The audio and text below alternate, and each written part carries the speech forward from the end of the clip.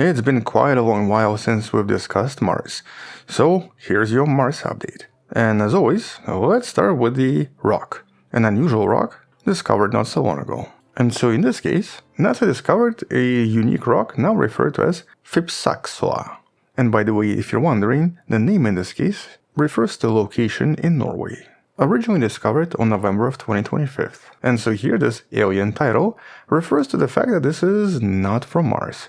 It's actually a meteorite. An 80 centimeter wide meteorite, or approximately 30 inches across, which looks very different from anything else in this region. And so by using the supercam in order to determine its composition, researchers discovered it's rich in iron and nickel that's extremely common in metallic cores of large asteroids, which basically confirms that this came from somewhere else in the solar system. But by itself, this is not as surprising because quite a few have been discovered in the last 5 years, accepted by other probes or in other locations. And so one puzzle here was why Perseverance has not found these meteorites sooner. We actually should have seen quite a few because the Jezero crater, where it's currently exploring, is the same age as other regions with other space rocks. And so I guess the answer is that maybe it was just not very lucky. But it finally found one, and here this is also important because one day we might have humans living on Mars.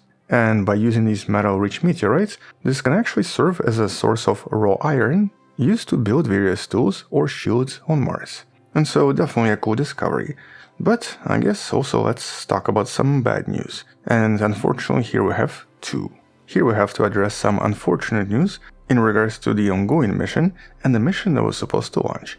First, NASA lost contact with the MAVEN orbiter. This was back in December of 2025, and in the last 4 months, so far nothing has been heard.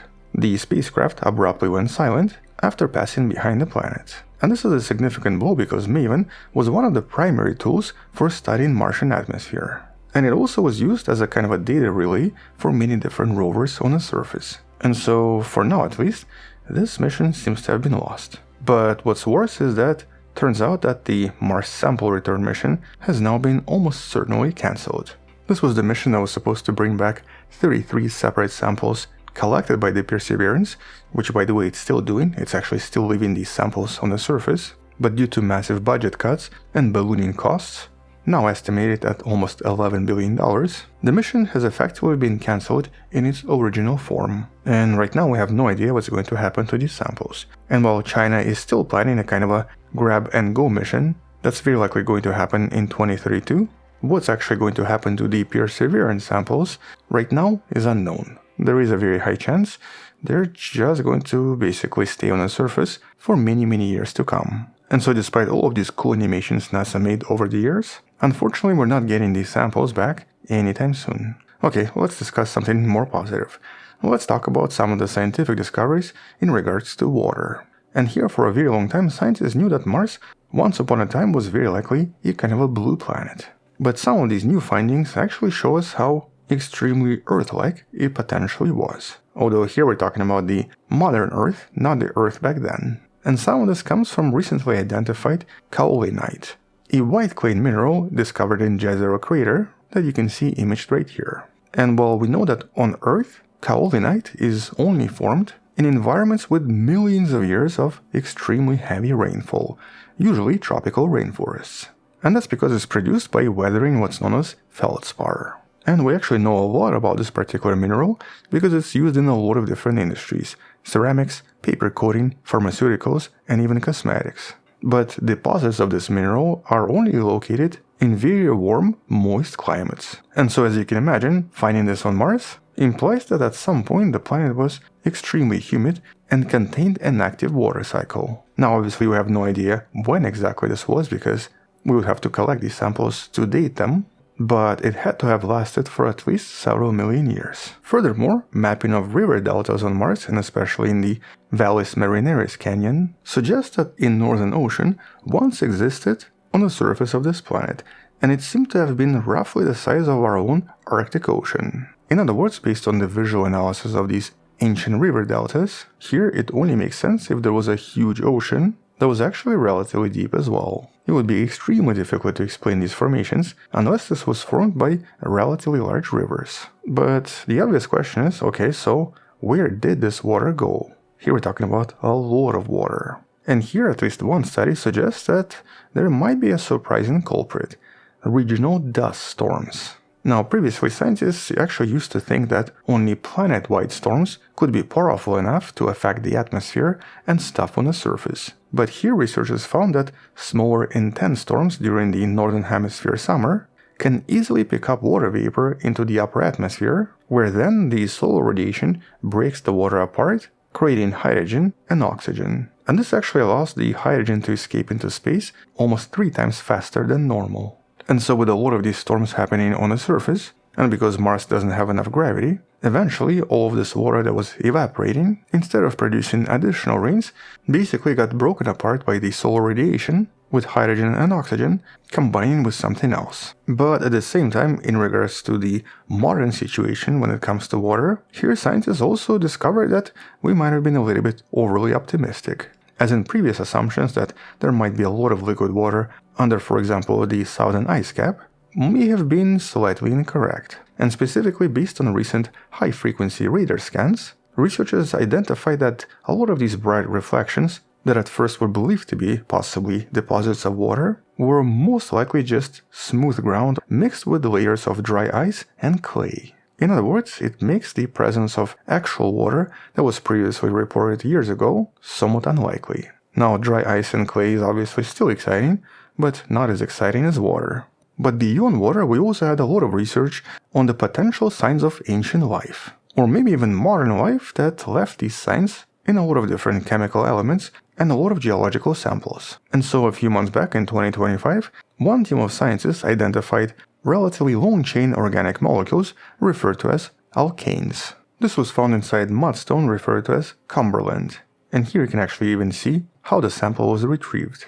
And here this refers to a chain of 10 to 12 carbon atoms that, at least on Earth, are most commonly produced by some kind of a living organism, usually as fragments of various fatty acids. And so here these saturated acyclic hydrocarbons, mostly composed of carbon and hydrogen, mostly come from various natural fossil fuels, and especially things like petroleum and natural gas. And all of this is of course formed by millions of years of decay of various prehistoric marine organic matter, with some of them even being synthesized by actual organisms even today. And what makes this particular discovery somewhat unusual is actually the concentration. Based on the amount of radiation this sample should be receiving, mostly because Mars doesn't really have a lot of atmosphere to protect itself, researchers found that the original concentration of these molecules was probably between 120 and 8,000 parts per million. And when they modeled non-biological ways to create this much organic material, none of them could explain its abundance. And so, for example, some of it could be produced by meteorite collisions, or even atmospheric haze, or like on Earth, in various deep-sea hydrothermal vents, but it would not be produced in these amounts. Here, a more likely explanation is basically some kind of an organic matter. And while this is obviously not a definitive proof for existence of life on Mars, it is, as researchers suggest, a reasonable hypothesis. And so basically here we have another unusual clue for a possible existence of life sometimes in the past. And by the way, we'll actually discuss the previous clue that was from a different sample and involved a different chemical reaction in one of the videos in the description. And last but not least, we also have some really exciting discoveries about various electric effects on the surface, which actually presents us with some really unusual discoveries that scientists just did not anticipate. This of course involves the current Martian weather. And here for the first time ever, scientists detected whistlers on Mars. These are basically radio signals produced by lightning strikes on the surface.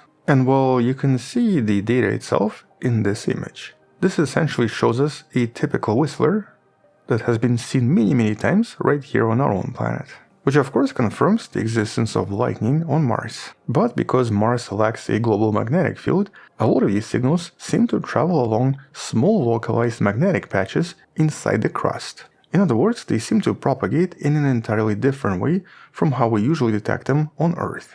But even more interestingly, Perseverance, and specifically its microphone, even recorded sounds of electric sparks, but in this case happening inside dust devils.